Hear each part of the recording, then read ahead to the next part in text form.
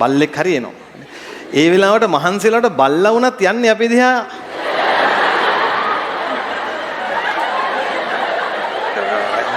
ඒකයි අපි මෙහෙම කියව ඉඳලා එළිය බලන්නේ. ටිකක් කොහොම බලනකොට දැන් ඔන්න 60 හොඳයි. ඒතර පේනවා බල්ලා දුවනවා. ඊට පස්සේ බල්ලා පස්සෙන් යනවා. කරුම. ඒ කියන්නේ කැමරාව මූණ ළඟට ගත්තාම මූණ නිකන් ඔටුවෙක් වගේ වෙලා යන්නේ. සෙල්ෆි කැම් එක එකපාරට ඔන්න උනහම තමන්ගේ ඇත්තම පෙනුම බලාගත්ත හැටි. මෙහෙම යන්නේ. ඇත්තට මේ තමන් ඉන්න විදිහද නැත්තම් වෙනස් වෙලාද? වෙනස් වෙලා. දැන් යන්තම් ඒ කොණ්ඩ කැමු වගේ පේනවා. මේ අත බලන්න එපා. ඒකෙන් පේන්නේ දැන් ඔය ආවට ගියාට අහගෙන ඉන්නම් දැන් මඤ්ඤං මේක හරියන්නේ. බීලා ඇවිත් තියෙන භාගයට භාගයක්. ඒකයි. මේ දිග බං වක්‍රතාවය මොකද වෙන්නේ? හරියට. මේක ස්ට්‍රක්චර් එකක් දීලා කොටස් ටිකක් දුන්නොත් පශු වෛද්‍ය, දන්ත වෛද්‍ය, පශු වෛද්‍ය. ඒ ඉතින් අර කටපාඩම් බලකාය එහෙම වක්‍රතාවය කියලා අඩු වේ. ඉවරයි. Second shy. හරි. මේ කිරණේ නාභිගත කරගන්නවා හරි තැන. මට කියන්න ළඟ ඉඳන් එන කිරණ අபிසාරීද අපසාරීද? අපසාරී මෙහෙම එන්නේ. නිකම් මෙහෙම හැම වෙලෙම කිරණ යන්නේ. ඒ කියන්නේ කැමරාව මූණ ළඟට ගත්තාම මූණ නිකන් ඔටුවෙක් වගේ වෙලා යන්නේ. සෙල්ෆි කැම් එක එකපාරට ඔන්න උනහම තමන්ගේ ඇත්තම පෙනුම බලාගත්ත හැටි. මෙහෙම යන්නේ. ඇත්තට මේ තමන් ඉන්න විදිහද නැත්තම් වෙනස් වෙලාද? වෙනස් වෙලා. දැන් යන්තම් ඒ කොණ්ඩ කැමු වගේ පේනවා. මේ අපසාරී කිරණ බාර ගන්න නම් මේක මෙහෙම ඉඳලා බෑ. මෙයාගේ වක්‍රතාවය මොනව කරගන්න වෙනවද? මෙයා මෙහෙමම හිටියොත් හරිද? එහෙමම හිටියොත් මේක වර්ධනය කරගන්න අමාරුයි. අල්ලපු ගෙදර එකාගේ තමයි නාභිගත වෙන්නේ මෙහෙම. ඒ හින්දා මේකේ වක්‍රතාවයේ පුළුවන් තරම් මෙයා මොනව කරගන්න ඕනද? ඒ අත බලන්න එපා. ඒකෙන් පේන්නේ කාචේ දිග. තේරුණාද? මෙහෙම වුණාම එයාගේ වක්‍රතාවය මොනව කරගෙනද? වැඩි කරගෙන. වක්‍රතාව වැඩි වෙනකොට නාභිදුර මොකද වෙන්නේ? වක්‍රතාවයේ වැඩි වෙද්දි නාභිදුරට මොකද වෙන්නේ? අඩු වෙනවා. ඒක දන්නේ නැද්ද? දන්නව නේද ඒක? දැන් වක්‍රතාවය කියන්නේ මේ දෙකෙන් වක්‍රතාව වැඩි කාගේද? එකද දෙකද? කොබන හයියෙන් කියන්නේ? මේ එක දැන් ඔයාලා හිතන්නකෝ මේක මෙහෙම ගිහින් එන්න එපැයි මගේ අම්මේ. එතකොට තියෙන නාභිදුරයි මේක මෙහෙම වෙද්දි තියෙන නාභිදුරයි එකද දෙකද? එක සමානද වෙනස්ද? වෙනස්. එහෙනම් නාභිදුර අඩු වෙනවා වක්‍රතාවය මොනව වෙද්දිද? වැඩි වෙද්දි. මේ පටලව ගන්න එපා ඈ. බීලාව වගේ ඉන්නේ දැන්. හරි. නාභිදුර අඩු වෙද්දී වක්‍රතාව මම ඒක අහපු පැත්ත වැරදි. වක්‍රතාව අඩු වෙද්දී නාභිදුර වැඩි. වක්‍රතාව වැඩි වෙද්දී නාභිදුර එහෙම තමයි. දැන් මොකද මෙයා කරන්න ඕන? මේ අපසාරී කිරණ ඉක්මනට නාභිගත කරන්න නම් වක්‍රතාව උඩරිම වැඩි කරගන්න ඕනේ. එහෙනම් මේක නිකන් මෙහෙක් වෙලා යනවා නිකන්. පරිප්පු වඩයක් වගේ. එතකොට යන්තම් කොහොම හරි කරලා මෙන්න මෙතන මෙහෙම කරගත්ත හැකි. නැත්තම් වැඩේ කරගන්න හම්බෙන්නේ නැහැ. එහෙනම් මේ ඇස කැරකවීම කළ හැකි. කණේනිකාවේ තරම පාලනය කළ හැකි වඩාත්ම වැදගත් සංසිද්ධිය මොකක්ද? අක්ෂිකාචයේ නියතව පවත්වා ගැනීමද අක්ෂිකාචයේ වක්‍රතාව වෙනස් කිරීමද? වක්‍රතාව වෙනස් කිරීම. දැන් මට කියන්න අද පාඩමේ මුල අක්ෂිකාචයේ වක්‍රතාව වෙනස් කරේ කවුරුන් විසින්ද? කවුරු විසින්ද? ප්‍රතියෝජක පේශි ප්‍රතියෝජක දේහ විසින්. ප්‍රතියෝජක දේහ සංකෝචනය වුණාම මොකද වෙන්නේ? කවන හයියෙන් කියන්නේ ප්‍රතියෝජක පේශි සංකෝචනය වුණාම වක්‍රතාව වැඩිද අඩුද?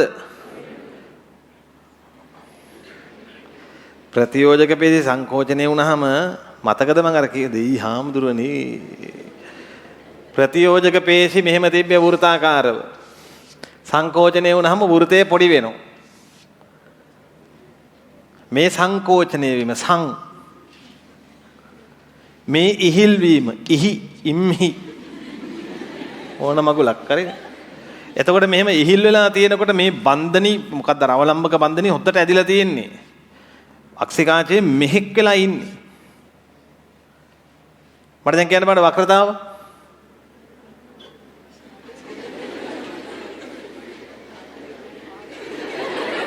දැන් මට කියන්න බෑ වක්‍රතාව වැඩිද අඩුද?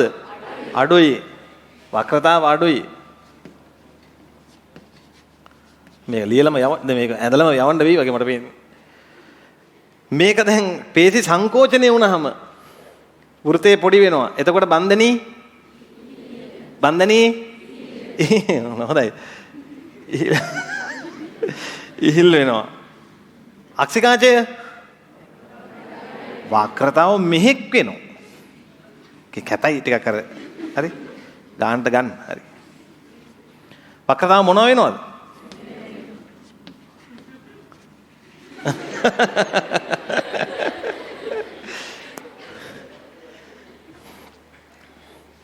වක්‍රතාව වැඩි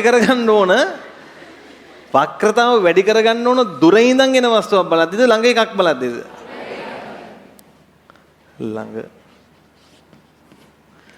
ළඟ බලද්දි වක්‍රතාව වැඩි. දැන් ඔය ආවට ගියාට අහගෙන ඉන්නම් දැන් මඤ්ඤං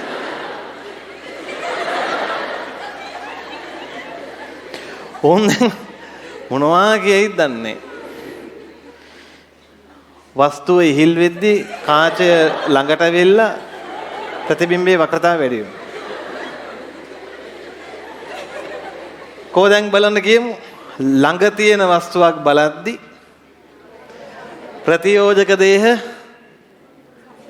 සංකෝචනය වෙලා වක්‍රතාව වැඩි වෙනවා. හරි මං කිව්වා. දැන් ආයෙ මං අහනවා. මොන වස්තුවක් බලද්දිද?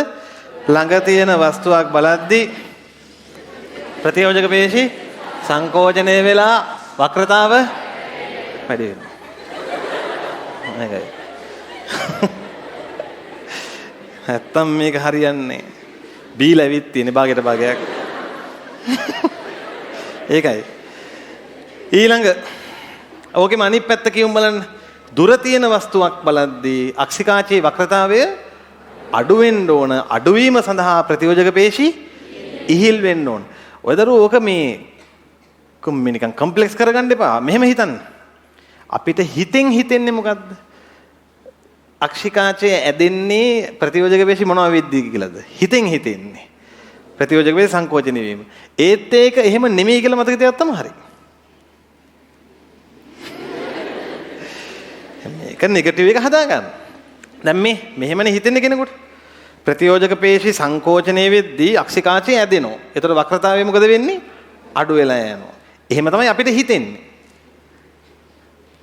ඒක හිම නෙමෙයි.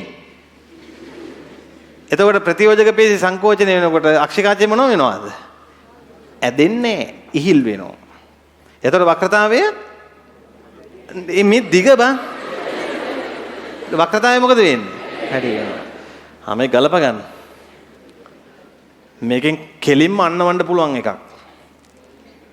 මේක ස්ට්‍රක්චර් එකක් දීලා කොටස් ටිකක් දුන්නොත් පශු වෛද්‍ය දන්ත වෛද්‍ය පශු වෛද්‍ය. ස්ට්‍රක්චර් එකක් දුන්නොත් තමයි කේස් එක තියෙන්නේ. ඇයි මම මේක මෙච්චර කියන්නේ? ඇයි මම මේක මෙච්චර කියන්නේ? එහෙම දීලා තියෙනවා. ඔය මෙකැනිසම් දැන් මේ කෙලිම මේවා මේ ෆිසියොලොජි පැත්තටනේ වැටෙන්නේ. ඒ වගේම දෙනවා දුන්න ගමන් ඉතිවරයි. ඉතින් අර කටපාඩම් බලකාය එහෙම වක්‍රතාවය කියලා අඩු වේ. ඉවරයි. Second shy. හරි. ඊළඟ ඔන්න දැන් මම ආයෙ අහනවා මේක මේ සම්පූර්ණ මතකෙන් කියන්න. ළඟ තියෙන වස්තුවක් බලද්දි මොකද වෙන්නේ? වක්‍රතාව වැඩි වෙන්න ඕන. ඒ උදෙසා ප්‍රතියෝජක පේශි සංකෝචනය වෙන්න ඕන. පේශි සංකෝචනයක් අක්‍රියද සක්‍රියද? ඒ කියන්නේ අපේ ශක්තිය වැය වෙලා පේශි සංකෝචනය වෙන ඉඳ තමයි ළමයි ළඟ දේවල් නිතර කියව ඉන්න අමාරු ඇස් රිදෙන්නේ. ඔන්න මතක තියාගන්න දේ කිව්වා. කියවමින් ඉන්නකොට මොකද රිදෙන්නේ? ඇස් රිදෙන්නේ. ඒ රිදෙන්න හේතුව ප්‍රතියෝජක පේශි සංකෝචනය වෙලා. සංකෝචනය වෙනකොට මොකද වෙන්නේ? අක්ෂිකාචය වක්‍රතාව වැඩි කරගන්නවා. ඒකයි අපි මෙහෙම කියව ඉඳලා එළිය බලන්නේ. ටිකක් කොහොම බලනකොට දැන් ඔන්න 60 හොඳයි. එතකොට පේනවා බල්ලා දුවනවා. ඊට පස්සේ බල්ලා පස්සෙන් යනවා. කරුම බල්ලෙක් හරියනවා. ඒ වෙලාවට මහන්සිලාට බල්ලා වුණත් යන්නේ අපි දිහා